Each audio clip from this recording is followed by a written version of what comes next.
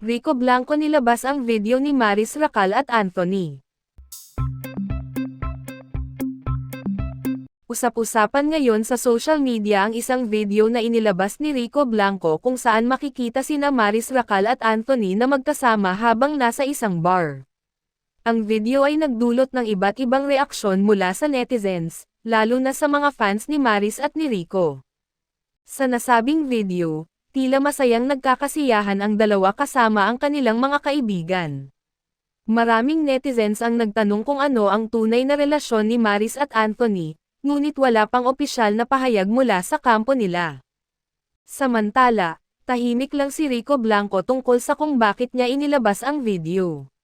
Gayunpaman, patuloy ang spekulasyon sa social media kung may kaugnayan ito sa personal na buhay ng mga nabanggit. Ang insidenteng ito ay nagdulot ng kaguluhan sa fans, ngunit marami rin ang nananatiling positibo at sinusuportahan ang kanilang mga idolo anuman ang totoong kwento sa likod nito.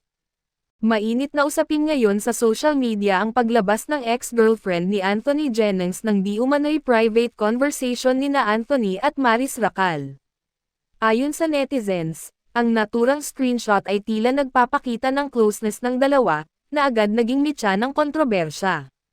Sa leaked messages, makikita umano ang palitan ng sweet na mensahe sa pagitan nina Maris at Anthony, na nagdulot ng tanong kung may namamagitan sa kanila. Agad itong nag-trending online, at hati ang opinyon ng mga fans. Ang ilan ay nagtatanggol kay Maris at Anthony, habang ang iba naman ay nagpahayag ng pagdududa. Wala pang opisyal na pahayag mula kina Maris Racal, Anthony Jennings, o sa kampo ng ex-girlfriend ni Anthony. Samantala, nananatili pa ring palaisipan ang intensyon ng ex-girlfriend sa paglabas ng mga mensahe. Habang tumitindi ang isyu, hinihikayat ng ilang netizens na bigyan ng respeto ang privacy ng mga sangkot at hintayin ang kanilang panig bago gumawa ng anumang conclusion.